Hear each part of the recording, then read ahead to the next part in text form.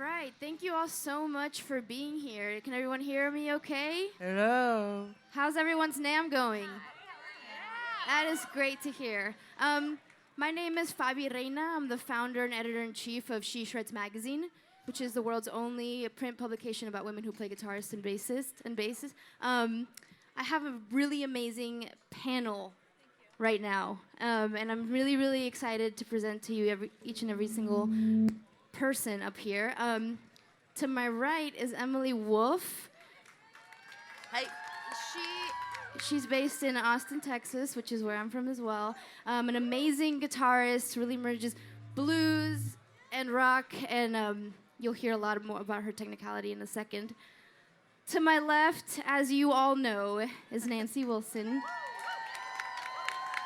I know that I don't need to say much, but of course, she's a legendary, influential guitarist in heart. A lot of amazingly talented compositions have come from this amazing woman, and I just want to thank you for being here. Aw, thank you. Next to her is Cam, country singer-songwriter, composer. She has created music for Miley Cyrus, Sam Smith, and again, a really amazing perspective that we don't get to hear a lot from, so thank you for coming.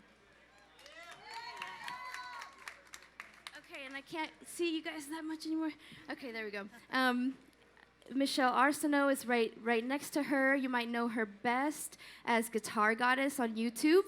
She has over 500,000 followers, and where she teaches tutorials and lessons, and is just an incredible teacher who really touches the musicians that watch her videos. So thanks again for being here, and I'm excited to hear about your YouTube success and how that really applies to our musical culture right now. Thank you. Lastly is Emily Ruvidich. She is in a band, all-women band called the Killer Queens. It's a Queen tribute band. But Emily plays guitar, she plays piano, she plays flute, she plays banjo, she plays a lot of instruments. So I'm excited to hear how all of those merge to come out of one. And of course, we're here under the Gibson and Epiphone brand, and we're going to be talking about tone. I feel like a lot of us here really like to, when we hear tone, we think about the technical side of things. We think about gear, we think about the details, and we're definitely going to touch on that. We're also going to touch on tone and how it applies to expressing yourself, and the emotional aspect of it, and the process of creating music, and how tone is really a huge part of that. So I'd like to start by asking every single one up here, what exactly is your relationship to guitar? And how do you use tone in your everyday practice? What does it mean to you? Is it an emotional experience, or is it more of a technical experience? And I'll start with you, Emily. Hey, everybody. How's it going? Hey. That's a great question. So tone is very important to me because it's tough anyway to work through your emotions, like just as a normal human, I think. And like if you have like a sound that you basically put your emotions to a sound as a soundtrack, it's like really easy to get it out and like have a release, for me at least. But technically, it's just fun, you know. Yeah. That's Yeah. true. It is really fun. And just like a fair warning that the word tone is about to be said like 100 times. So, yes. Nancy, how about you? What is your experience with the guitar, and how does it portray to your life? Well, as a player of multiple instruments, I play some piano and some ukulele and banjo and stuff like that too, mandolin. But the guitar is my main man. And, you know, one time I was at a party and I was tripping. And I was sitting with the guitar and I played one note and it was like, tone. And it rang forever. And it was kind of the harmonic scale that lifted into the heavens. So, you know, it's an important thing because tone is the expression. And I think the playing is also makes the tone happen. So if you're feeling emotional, you might play it a whole different way than if you're just on an even keel, you know? So it's expression that's sort of translated through the wood and the strings and whatever gear happens to be there. But it's not about the gear at all for me. It's just about the emotion. Nice. Thank you very much. Cam, tell me all about it. Oh my God, everything I say after Nancy's gonna sound dumb. Tone. For me, You got this. I think because there are so many people who dedicate so much time and are so talented at having a wide range of tone, you guys can express yourselves in a lot of different ways. And because I don't know what came first, but I am a singer and a writer and a guitar player. And so my tone is very limited.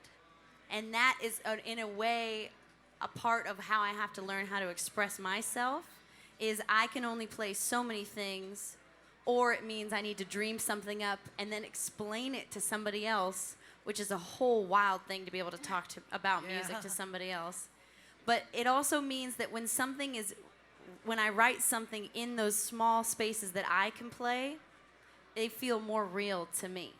When I have somebody else come in and help play, it's still a beautiful composition, but when it can be something that I play on acoustic or on electric, it's usually heavily emotional, and I've decided that I want to keep this for myself in the way that I can, and hopefully that's inspiring for anyone who feels like they're not a guitar god, that there is a way to make music and express yourself and get paid even in being creative around the talents that you have within the window that you have them. I think it's so liberating to have restrictions sometimes, right? To just have two pedals or just to have one guitar in front of you and you say, what am I going to do with this? And that it can be really freeing. Yeah, absolutely. Hello. Hi.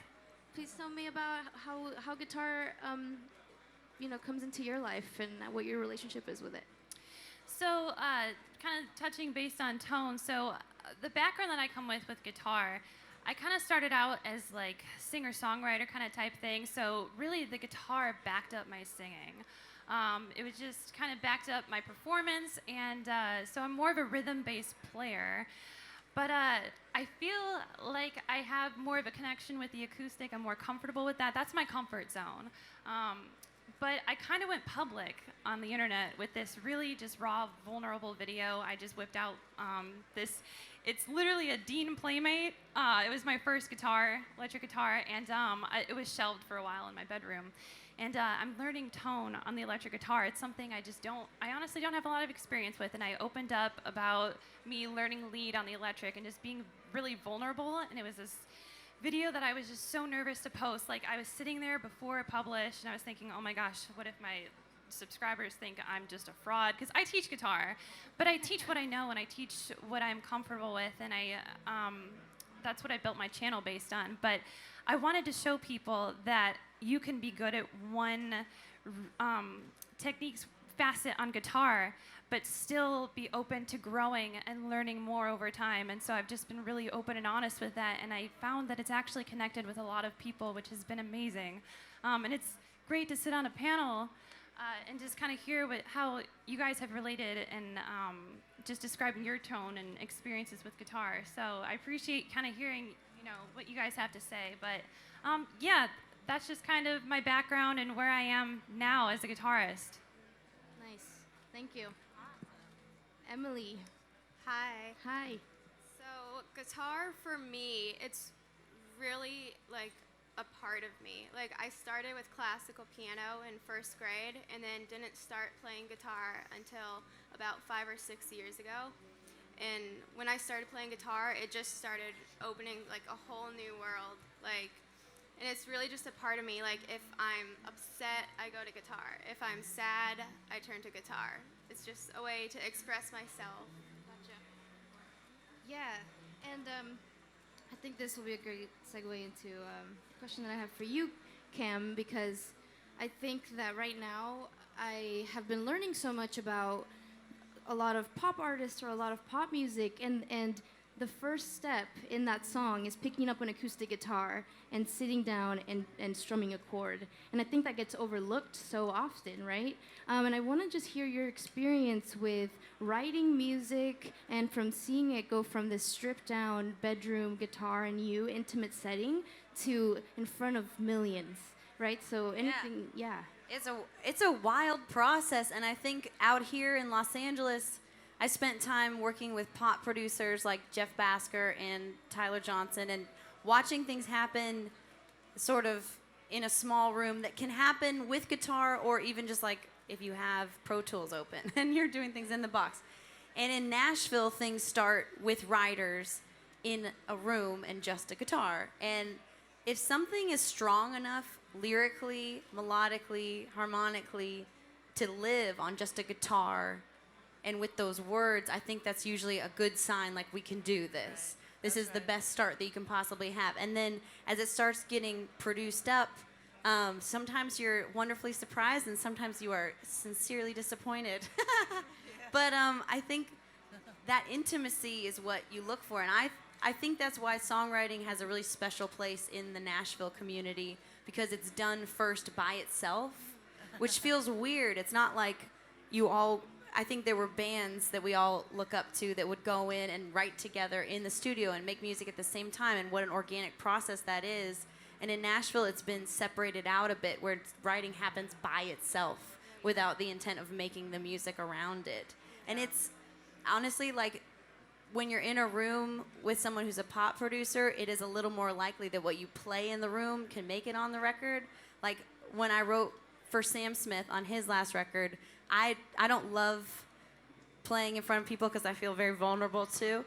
And Tyler was like, Sam, if you just tell her she has to pick up guitar and play it, then she'll do it. And Sam's like, I'd love if you play guitar. I was like, okay, fine, fucking Sam Smith. So then I get up there and I play this electric part that's, you know, sparse. And it sort of has this like Irish kind of intimate vibe. And that guitar is on the record and just had a little extra stuff come around it.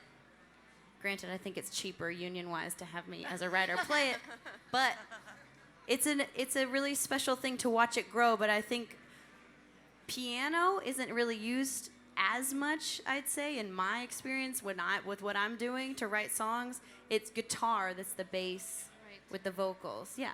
Right. And Nancy, so guitar, like you said, has always been your main squeeze. What you know, is there any time in your career where you've said, okay, I'm stuck in this same chord progression. I've been doing this same thing. I'm gonna try another instrument, has there been ever a time where you have felt like just totally, creatively stunted? Stuck?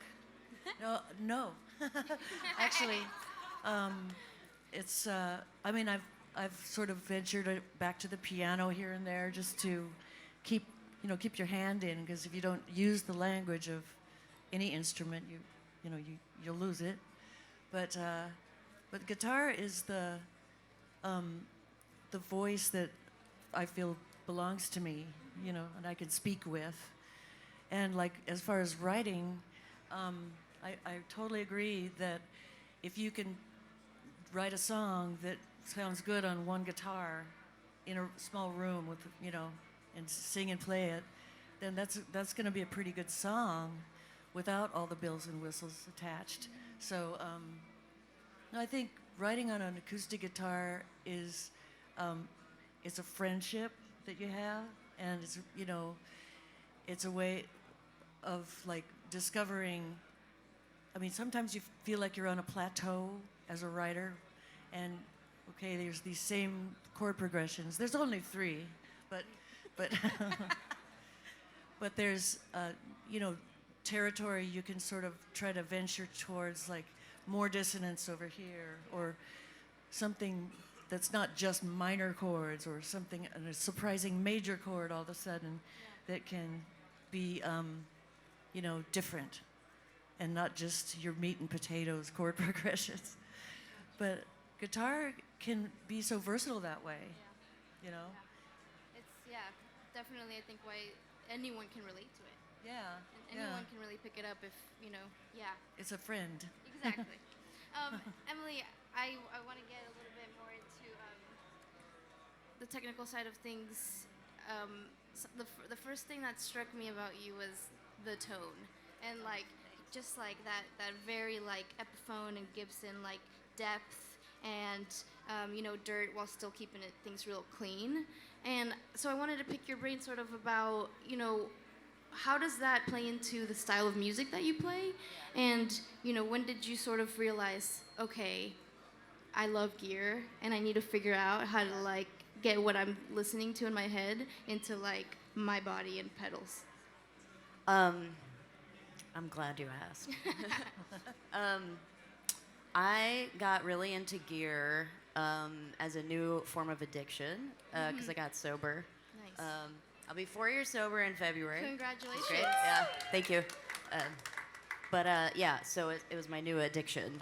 And every day I would go on this little tone journey. I was like, what picks should I use? So I went out and I bought every single pick and I tried every single pick. And I found one and then I did it with strings. And then I did it with overdrives and then fuzzes and delays until I finally, am pretty happy with my tone. But it just became this obsession, I think, and to like achieve the perfect tone that like is what I believe my soul would sound like as a sound, Is there any one specific thing that just like when you figured it out, your mind was blown? Yes, there was. What is it? So, okay, well, this gets like real nerdy and technical though. I can't Is that wait. what it's? Okay. Say it to me. Okay, so, well, I guess I am in a room full of gear nerds. Not nerds. I didn't call you nerds. I mean gear heads. No, nerds are good now. Yeah. It's a good thing. That's true. Cool people are lesser than nerds. Okay. Anyway, so I found the perfect overdrive pedal, which is the full tone OCD. Nice. Anybody? Hell yeah, girl. Boom. So I decided to stack two of them because I was like, what's better than one is two. So when I dialed that in, I was like, that's the sound. Like, that's what I've been wanting to hear, and like that's. Which is what, like, if you could describe it in 3 words, what is that sound? Powerful. It like sits in my ear, like right in the perfect spot. Got you. If that makes sense. And then it's just like warm. Nice. People make fun of the word warm, I know, but it's warm. I'm just gonna say it. Muscular. Yeah. Beefy. Beefy. Yeah, dude. Nice. Yeah. I'm gonna start using muscular to describe things. Actually. That's a overdrive.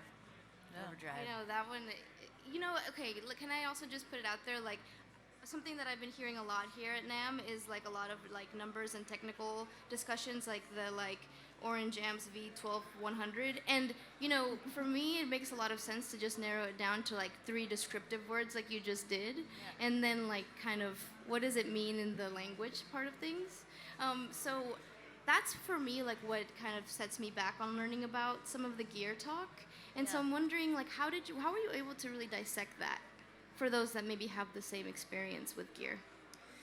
You know what okay, I grew up as a cat person, and I was always blown away by people who like knew every dog. It's like, that's a Jack Russell. It's like, what?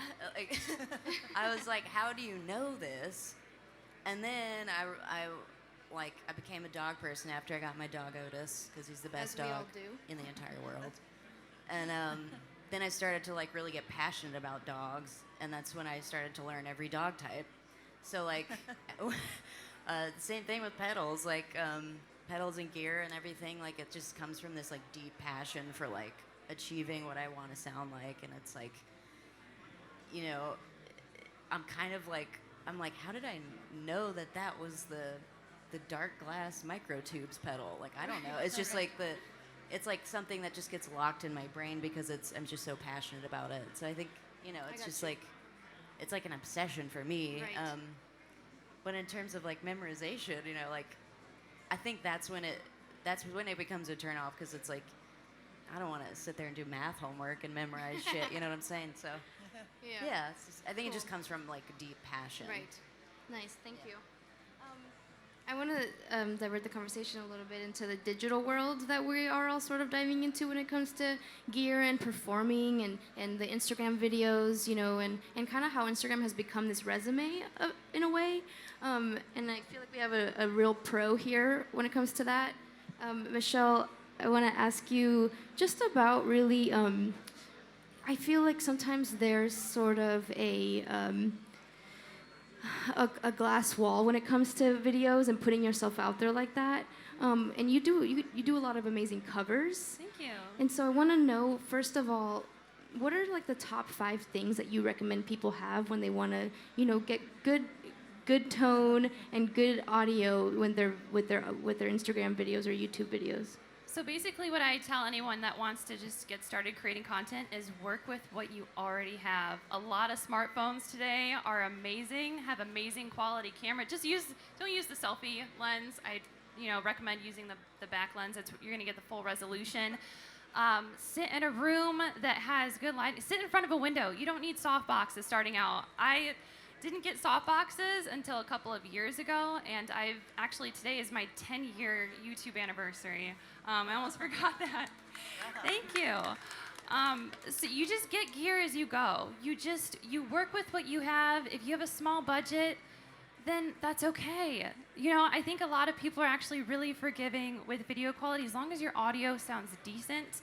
A lot of smartphones even have great built-in mics. Just sit in a room that doesn't have a lot of noise going on, don't have the TV on in the background, obviously, and find a time of day where you're just alone and no one else is bothering you. Turn the phone off. And I think the setup that I have now is still pretty simple. I even try to film in front of my window when I can, because sometimes I honestly don't want to set up the whole process, because setting it all up can just really take time, and I just want to sit down and I just want to film the damn video. You know, like I just want to sit down and I just want to do it. So I even have a vlog camera that I have now. Instead of like a fancy DSLR, it has autofocus. It's just, I can sit it on my desk now. But if you want to get an external mic, I really recommend the Rode Shotgun mic. It's like a Rode Shotgun video mic. It's pretty affordable, good starter range, and that can hook onto your DSLR. You can even get just like little mics on Amazon for like $10, $15, like little labs or whatever. Just buy what you can afford, start simple, don't get too complicated, and just listen to the feedback of your audience. That is the biggest tool that you have in your disposal, is stay super connected with your community, even if it's like 4 people watching. Those 4 people are fans of what you are doing, and you should be commenting back. And you should be just engaging with all of those people and just super thankful that they're watching, because when those people, you engage with them, you're building a relationship. And when you build that relationship, they're probably going to recommend you to their friends. They're going to like your stuff. They're going to share it. And it just builds a community. And they're going to tell you what they like and what they don't like about what you're doing. They might say things like, maybe you could work on getting your audio a little bit better. Everything that I have done on my channel, any adjustment that I have made has been because of something that an audience member has told me. I used to sit in a room where it would just echo a lot. And so a lot of people told me maybe sit in a different room, or maybe you put like the acoustic padding up or something like that. So really just listening to your audience and what they tell you is super helpful. Thank you. Mm-hmm. Emily, so you were telling me that you're just now getting into like the realm of gear and how that's opening up doors for you. Can you tell me a little bit about that process and what made you decide, like, okay, I'm gonna dive into this world? I have just started getting into tone and exploring with different gear, and the reason why I'm starting to is because now I play in an all-female Queen tribute band, and so really like chasing after Brian May's tone. He has such a such a specific, well-known tone, and it's really been a fun adventure trying to recreate that, but also keep part of myself still in it to express myself. Did you use a coin as a pick? Sometimes I'm working on it. Yeah. Amazing. Nancy, I want to get into some of the process with you because, I think that today, even today, it's so hard to sit down and find someone that you trust as a musician that you'll learn from and that will teach you things that you actually want to learn. So I want to know about your experience in learning and teaching yourself, or if you had any mentors. What was the inspiration for you to keep going? Well, I started playing really young, probably about 9, and by the time I was getting semi-proficient, the Beatles came along and Led Zeppelin came along, and those were the styles that I wanted to emulate. And even to this day, when I see Jimmy Page, for instance, I channel him when I'm playing on a stage. Pretending I'm Jimmy Page, and or Paul McCartney. There's just a lot of energy to that, which is kind of timeless and very rock. And so I think how I learned was through channeling those energies and listening to those songs, and just rocker size. Do you have any go-tos for when you're gonna sit down and write? Is there anything that you absolutely would need to make sure is set and ready to go, or any environment that you like to be in? It's funny because when you try to sit down to write, usually it's elusive because you're putting pressure on the writing process. And a lot of times when I'm waking up or falling asleep, that's when it comes to you. And if you don't write it down right then, or turn around and play it on the piano and record it into your phone, it'll probably get lost. It'll disappear. But so then later I'll go sit and I'll write words and sit with a guitar, kitchen table. And the kitchen is kind of the heart of the house. And so you can just kind of put your lyrics on the table, put your guitar nearby, go cook for a minute, come back, write a song. Yeah. But, it's interesting because every kind of songs are like people. Like each song has its own personality, its own purpose. And so that's, I think, one of the reasons in my band Heart that our songwriting was so diverse. We had almost schizophrenia with our songwriting, because there's so many people you can be in the world, so many songs that are different characters. Yeah. What is your what's your guitar right now? What are you using? For my Gibson guitar, which is now Nice. it's right behind me. There's a Roadcase Royale version of the new Epiphone, which is my other band, and we're gonna do a series, a limited series of. It's called Nancy Wilson Fanatic, and I think they're making 1,000 of those, and so that's kind of my Gibson / Epiphone go-to right now. Did you have any requirements for the guitar? Any specifics? I like to have beefy tone and distortion on the amp, and as much tube sound as I can achieve. Gotcha. Nothing too clean or too thin for me. I sort of go, I go a little, even on the acoustic, I go a little bit rough on the acoustic. I treat it like a percussion instrument, basically. And the dynamics you can get out of, the whole body of an acoustic guitar is pretty, there's a lot you can do. Gotcha. Cool, thank you. Yeah. Cam, something that I've been experiencing lately as sort of different from you is that I've sort of put down the guitar for a couple songs on stage and just sang. But one of my biggest worries is that people are going to see me as a singer and not a guitarist. And I wonder if you've ever had that experience of people seeing you on stage singing. Maybe you don't have the guitar on you, and you think, okay, these people are seeing me as a singer. They don't know that I play guitar and that these songs are written with guitar. Does that ever cross your mind, or do you have any I think I might be the flip of that, where I grew up singing first, and then the first time that I went on stage to play in a divey bar at like midnight, and like the 12 people in there were all wasted, including my drummer, a guy actually walked up on stage, which was literally like there was no level difference, and he started fucking with the knobs on my amp to help me. Oh, man. No. Right? And as a girl, you're just like, is this really happening? What is going on right now? So as I started getting into guitar, I used it as my backup.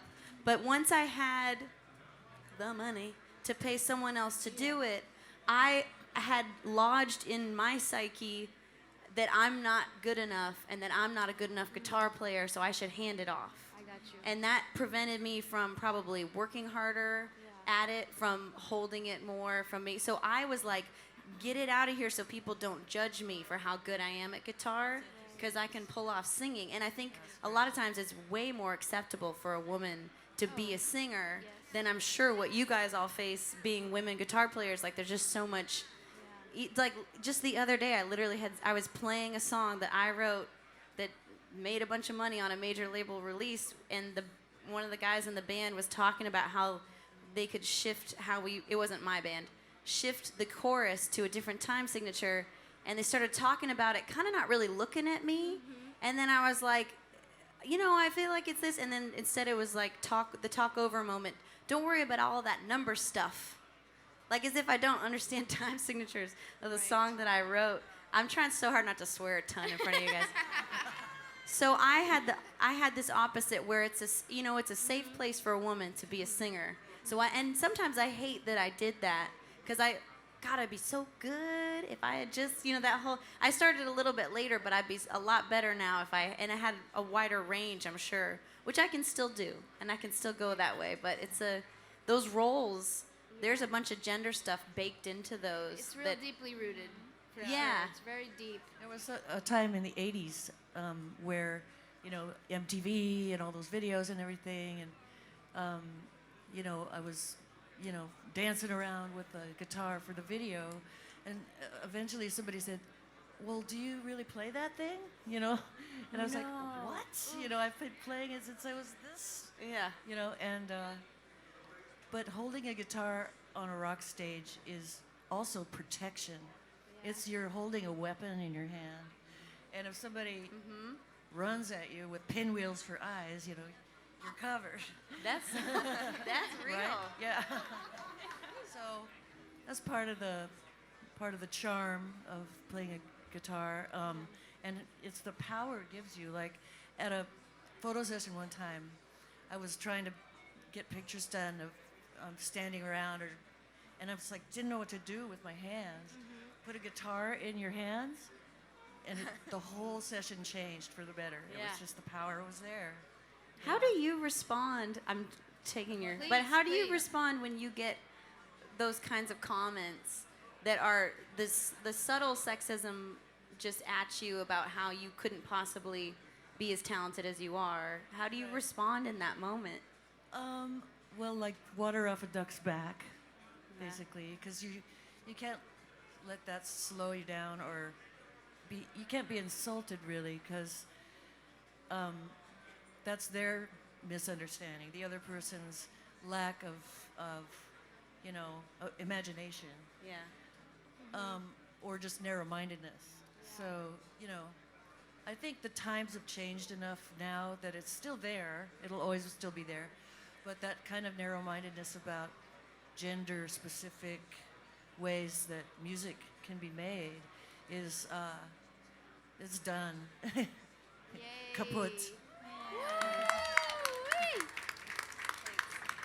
Isn't it beautiful to see it shift? Yeah, it is.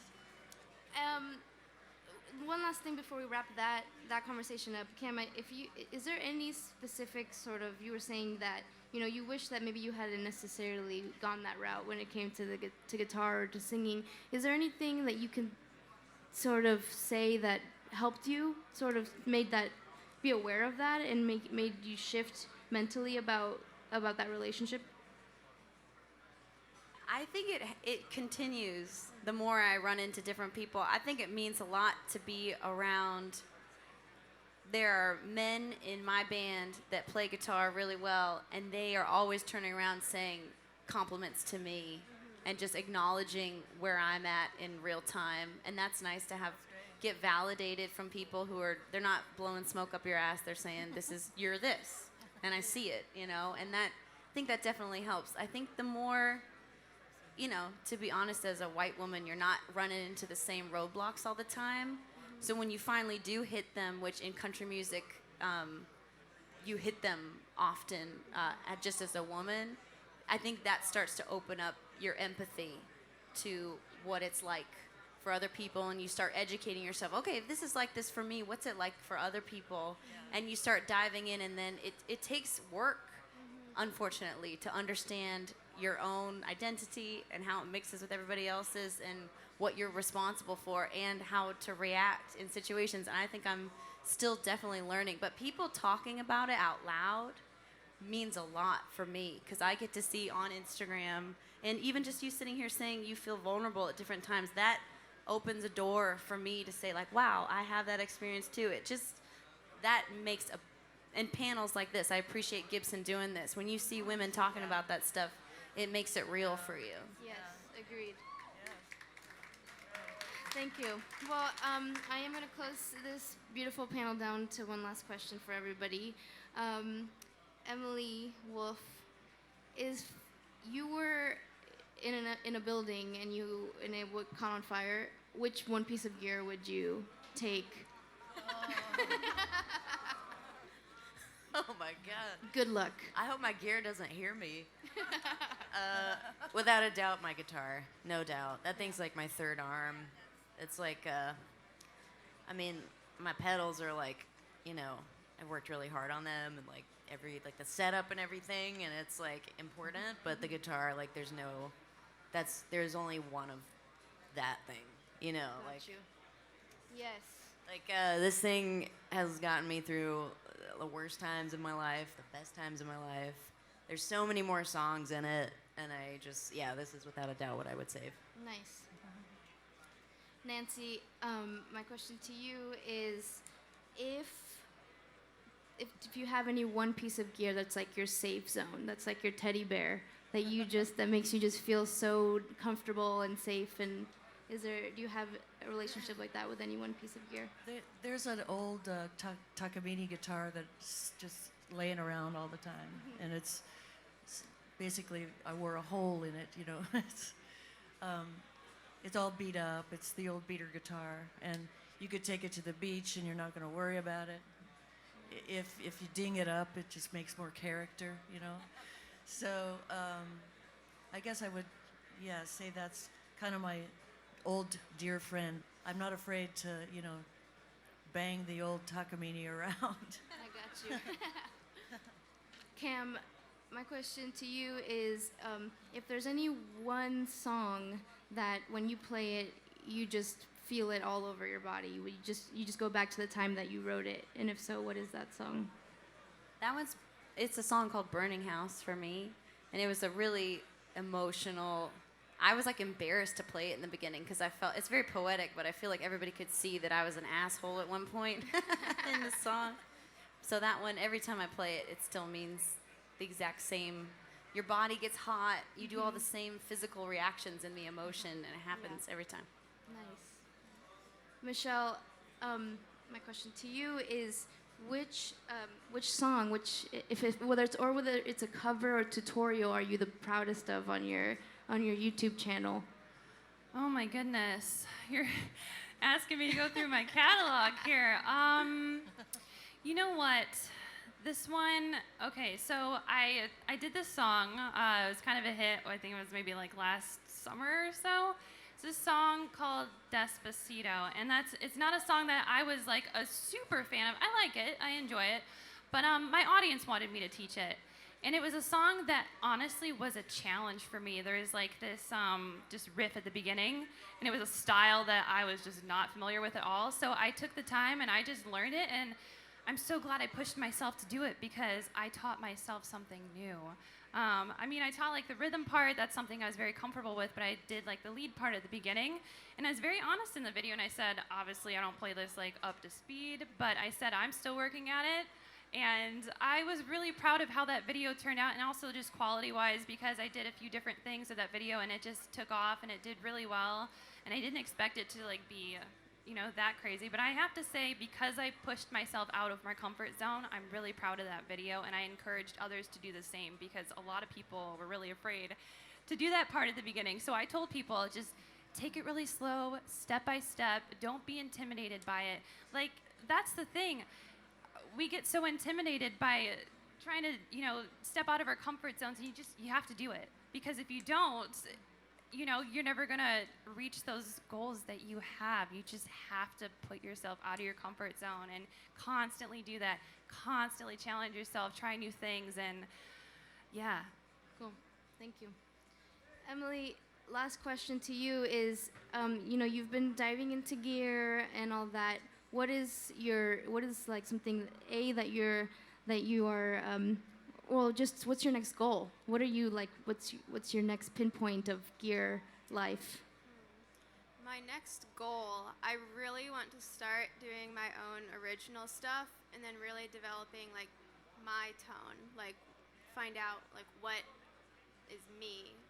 But again, it comes to pushing yourself out of your comfort zone. Like, original music is something I'm really scared to do, to, you know, express myself like that, but it's definitely something that soon. Nice.